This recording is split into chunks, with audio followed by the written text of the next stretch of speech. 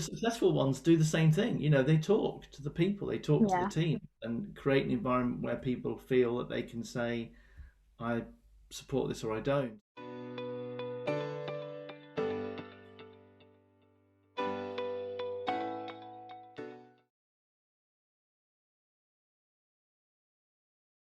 I came across this when I was doing my research into the whole workplace future. And a lot of people say it's not really a place, it's more of an ability to work from any place, almost at any time, with the tools of their choice. Now, what is your take on this? Um, that's really interesting because one of my sort of network friends that I've known for years is a guy who's specialist in workplace. So he's a workplace strategy director for companies, and he's just writing a book actually, which I'm very privileged to have a pre-release read of, Oh, nice. which discusses this, and we've talked before about workplace and what that really means. Mhm. Um, one of the points he makes, which comes up in the debate, which I think is worth noting, um, is that actually, largely speaking, we're talking about knowledge workers, which make up quite a small proportion of the total workforce. Let's put it like that. Yeah. So there are, and we must acknowledge that. I think that there Yeah. are an enormous amount of people who don't, where their workplace is super defined at the moment by the job that they do: a chef, a surgeon, etc., a nurse, a person in a retail business, and those workplaces are well defined, um, and we have to acknowledge that. However, my when I have a conversation with people about that, who kind of say, "Yeah, well, it's all right talking about your, as Neil would call me, a latte swilling laptop uh, holding knowledge worker who kind of feels that the world revolves around me and I live in this bubble." It is important to acknowledge that those work groups exist. But if we champion this and we start to unpick it, then maybe we can start to see opportunities to give everybody some sort of flexibility. So, for example, people who work shifts in manual work have often, for a long time, it's like we can't give those people flexibility because those people will just never come to work.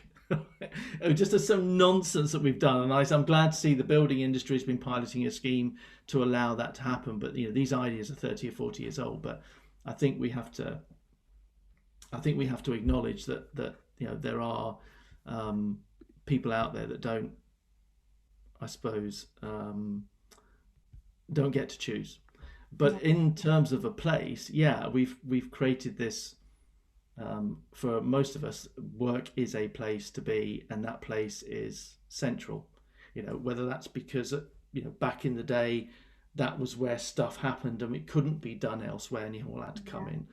Um, but it is traditionally a specific spot, and the truth is that for 20 years at least, we've had technology that has allowed us not to be in a specific place, whether that be video conferencing that's been around for years in organizations, or whether it be the tools that you and I are using now. So, unpicking place from space is quite a challenge, and it is, we are deconstructing it. Yeah. And for those that are able, we can deconstruct that working day and that working place. I don't, commuting is again, it's, for some people it's an hour to get away from either the work they're leaving or the home they're leaving. But this notion of everybody commuting into a central point and then out again, for work that could be done or could be made a lot more fluid, is a Yeah. nonsense. And so we should be considering, what is the work actually? That's the first place to start. What is the Yeah. work, and is it necessary, and or are we just rote following orders, or unnecessary work, or quite necessary work? But yeah, the space is becoming a much debated topic. I would also say that when you've got a physical office, Yeah. you've got something to latch onto. So whether you love it or loathe it, there's this environment which has people in it, it has energy in it, it has all sorts of stuff that might be good or bad. and so therefore it's a focal point. So we put budget into it. Temptation to say, well, we're not having offices anymore, so we can save money. Wrong, as I said earlier. But there's also probably a temptation to say, because we don't have a physical space or big physical spaces, we don't have to put as much energy into designing the organization because it no longer has a physical Yeah. icon. And that, in my experiences, that's not true. What we need to double down on organizational design, because we're now taking away this central anchor, necessary or not. We need to provide those other anchors, you Yeah. know, that so people understand, what does it mean to work here? Can I access physically the culture or not? To have a choice. Which is why I think, again, big company with two, three big office blocks in London, in New York, will break that down and should break those down to having locales that are more based in people where they live, Yeah. and allow Absolutely. people to congregate in these different spaces, because there's a wider issue here about the society. Hmm. We've become a very out of town society. We've moved work into city centres, out of the suburbs.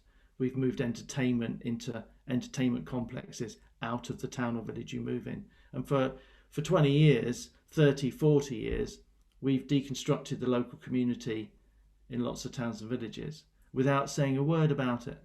And now we're saying, but if we move out of the city, what about all the local businesses, and what about all the shops, and the things that rely on those? Well, actually, that money doesn't disappear. We'll just What we need to do is we need to think about how will that, if nobody's going into, or very few people are commuting, how can we put that cash or that money can go Yeah. into the local community and make the local high street thrive again Yeah. and have more people in the town, that sort of thing. There are so many big things that this has an impact on that you could talk about it all day, I guess. So much in that area of stuff. I actually think that's quite interesting. I think the main thing is really, if you have that, especially if in a big company, you would have that resources to do that.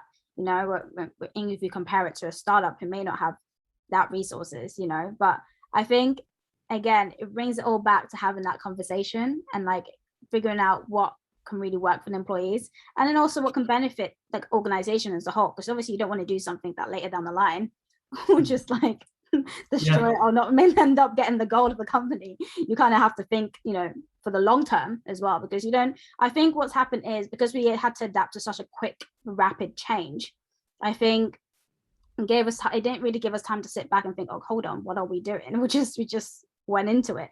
But I feel like if organization gives employees a chance to just sit back and realize, okay, so this is what we need to do to get to this goal, and work up the steps, work up those action points, I think it'll be a much easier flow of a journey for the organization. Mm. Personally, that would work. Yeah, I think so. I think the dialogue is important, Yeah. and a lot of people are.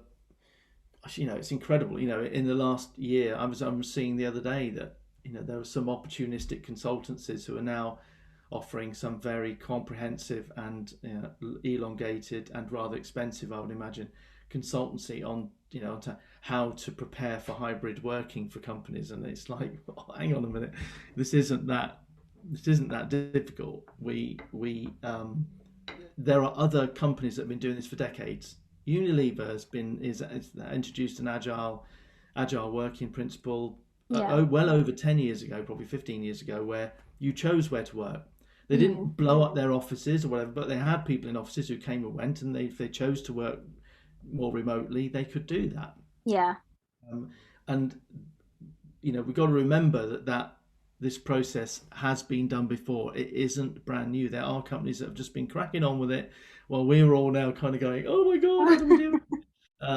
And the successful ones do the same thing. They talk to the people, they talk to the Yeah. team, and create an environment where people feel that they can say, I support this, or I don't, or this works for me, or it doesn't work for me. Yeah. Um, we are, as individuals in organisations, we're unfortunately a bit too used to being led by a small group of people at the top of the company who say you need to do this way.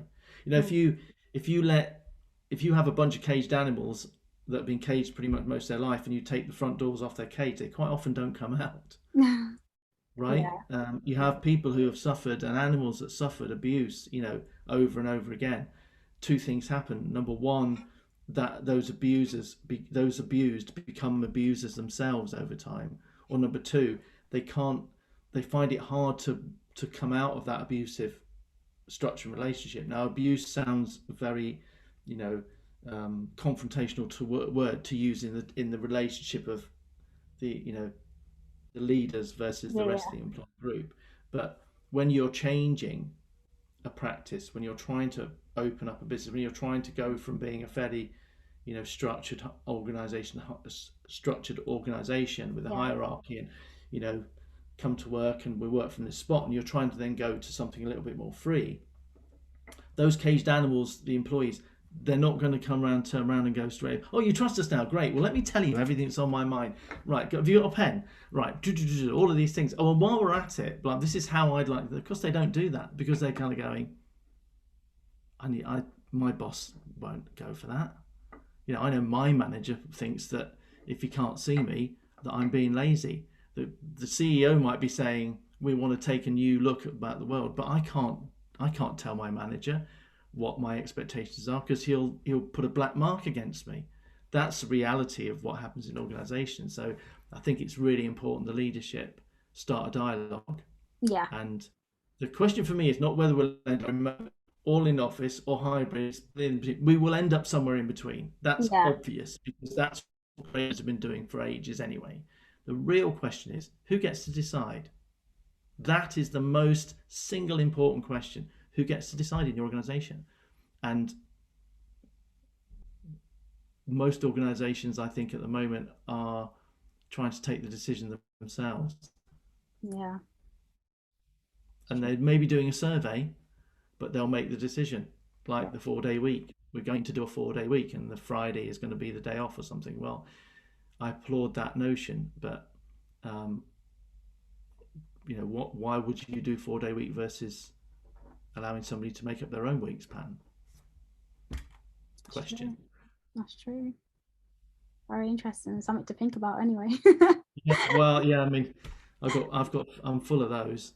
I'm, I'm full of statements that will raise more questions. Raise more I'm not, questions. The list not goes sure I've on. got so many answers, but yeah.